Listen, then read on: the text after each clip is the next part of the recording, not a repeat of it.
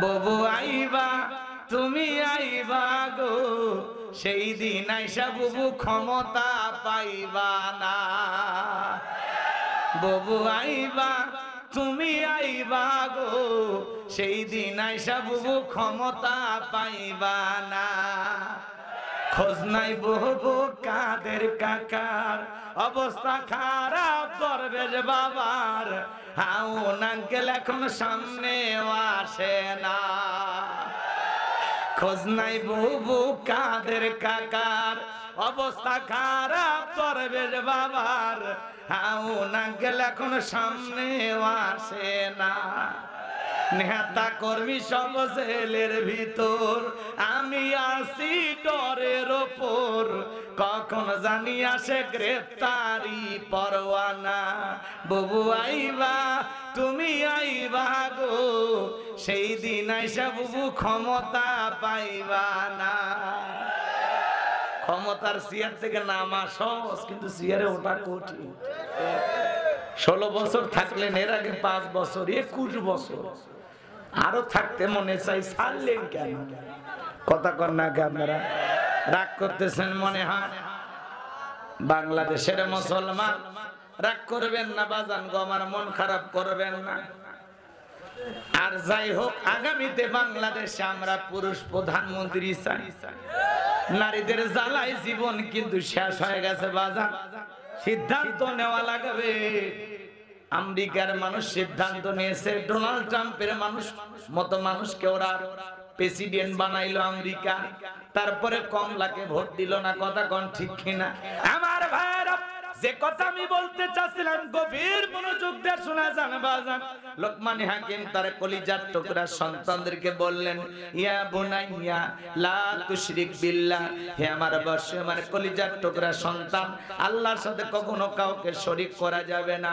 ইন্নাশ শিরকা লাযুলমুন আযীম।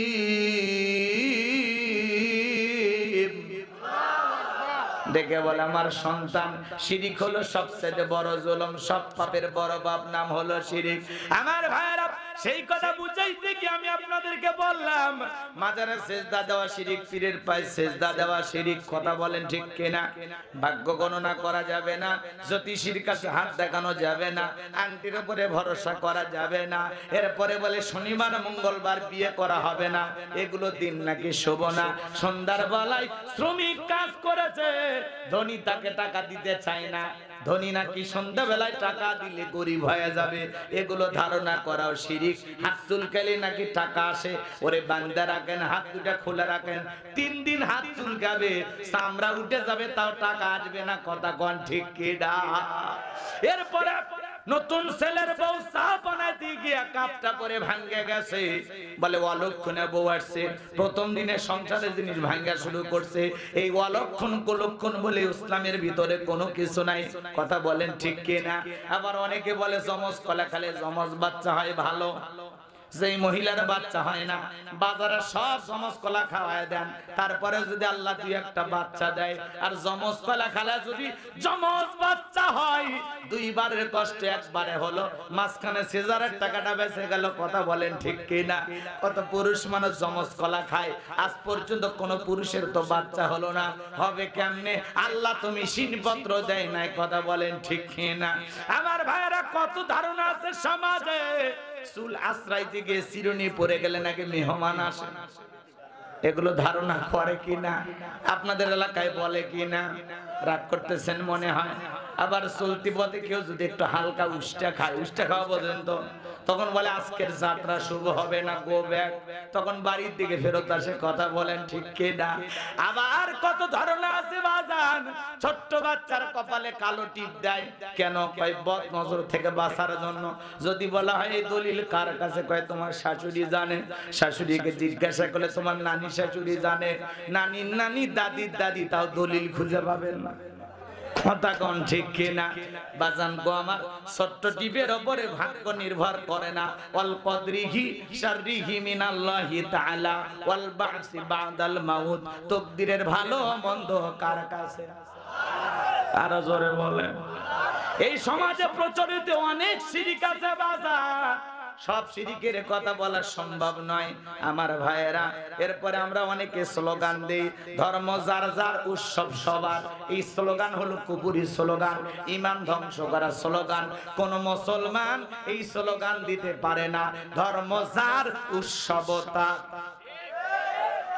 এই স্লোগান দিয়ে অমুসলিমের পূজায় মুসলমানেরা যায়, দুঃখজনক বিষয়। বলেন তো বাজান, আমাদের ঈদের নামাজে কোনোদিন অমুসলিমেরা আসে ভিড় করে? জুমার নামাজে 2-4 জন অবশ্যই আসে, কথা কয় না কেন? শবে বরাতে 2-4 জন মসজিদে আসে, লাইলাতুল কদরে আসে, আপনার জানাজায় আসে। তাহলে আপনি কেন যান? তার মানে কি অমুসলিম আপনার ঈদে আসে না, জুমায় আসে না, জানাজায় আসে না, লাইলাতুল বরাতে আসে না, লাইলাতুল কদরে আসে না। আর আপনি মুসলমান এতটাই নির্লজ্জ বেহায়া, তাদের দুর্গা পূজার দিনে আপনার মাথা ঠিক থাকে না, বউ বাচ্চার সঙ্গে নিয়ে আপনি পূজার মেলায় যাইতেছেন আর গান গাইতেছেন। মেলায় যাই রে, কত বনা বউ বাচ্চা নিয়ে মেলা চলে গেছে। যদি জিজ্ঞাসা করা হয়, এ ভাই মেলা কেন গেলেন? হ্যাঁ, বউ বাচ্চা কান্নাকাটি করছি, একদিনে না গেছি, একদিন যা পূজার আনন্দ দেখলে কি আমি হিন্দু হয়ে গেলে? এই ঠেটারে বুঝাবে কে ভাই? এক বুঝানোর কোন বুদ্ধি আছে? কথা কন না আপনারা? আপনার কোন ধর্মীয় আচার অনুষ্ঠানে অমুসলিম আসে না, এর দ্বারা প্রমাণ হয় ওরা ওদের ধর্ম বোঝে আর আপনি আপনার ধর্ম এখনো বোঝেননি। আপনি কেন গেলেন মিয়া? আপনি কিসের জন্য গেছেন? নিরাপত্তা দেওয়ার জন্য? আপনি সরকার, হ্যাঁ? আপনার যাওয়ার কি দরকার বলেন না, বলেন না কি কারণে গেছেন বলেন? বাচ্চা কাচ্চা শখ মিটানোর জন্য না? আমি হুজুর মানুষ, এই জায়গায় আসছি, শখ হচ্ছে আমার, এক বোতল মদ দেন তো, দেবেন? আস্তাগফিরুল্লাহ, নাউজুবিল্লাহ। আপনার ওয়াজ শুনতে আসছি, আপনি মডেল, আপনার কথা শুনে মানুষ হেদায়েত হবে, আর আপনি হুজুর মানুষ মদ চাচ্ছেন। কি হতো শুরু হয়ে যাবে, ফেসবুকে লেখালেখি শুরু হয়ে যাবে, গোলাম রব্বানি পাবনা এসে মদ চাইলেন, এ কথা কয় না।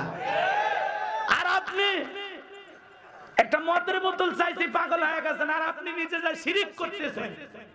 বউ বাচ্চা নিয়ে পূজার মেলায় গেছেন, জায়েজ না হারাম? জায়েজ না হারাম? মনে রাখবেন। আচ্ছা, মানবেন নাকি আপনারা? শোনেন আগে, পুকুর যার মাছ সবা, মানে পুকুর এলা মাছ ছেড়ে দিছে, আমরা যা সবাই মাছ মেরে খাবো, নেবেন নাকি? মানবেন? ফসল, এদিক খেয়াল করেন, ফসলের ক্ষেত যার ফসল সবা, গাছ যার ফল সবা, চাকরি যার বেতন সবা, বউ যার হক সবা, মানবেন নাকি? কি বুঝলেন?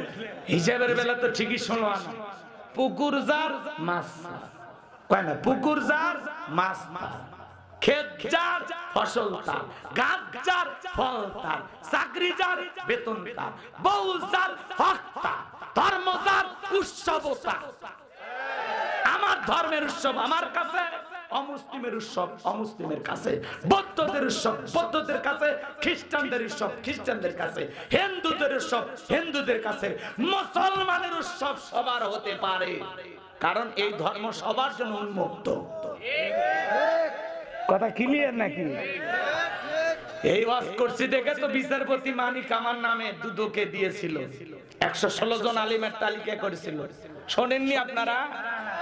আমার নাম্বার ছিল 23, সিরিয়ালে আমার নাম্বার কত?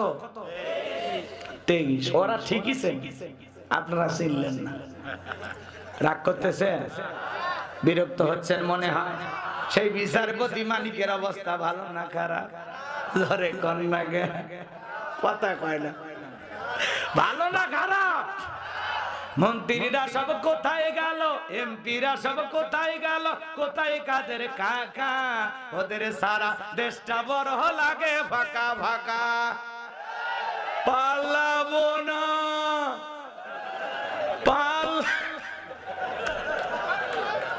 আছে আছে, পালাবো না, যাই না তাদের দেখা, ওদের সারা দেশটা বড় লাগে ফাঁকা ফাঁকা। আইন মন্ত্রী আটকে গেল আইনেরই ফাঁকে, দাড়ি সারা দরবেশটারে ভণ্ড ভণ্ড লাগে। শুনেছি ভাই কত নেতা নেত্রী খাইতেছে ভাই ডান্ডা, বিচারপতি কালামানিকের ফাটিয়েছে নাকি আন্ডা। এটা আমার খবর না, মিডিয়ার খবর। এই বিচারপতি শামসুদ্দিন মানিক আল্লামা সাইদি হুজুরকে মৃত্যুদণ্ডের রায় দিয়েছিল, কথা বলে ঠিক কিনা? আমরা বলতে চাই ওই একই ট্রাইব্যুনালে বিচারপতি মানিকেরও মৃত্যুদণ্ডের রায় দিতে হবে।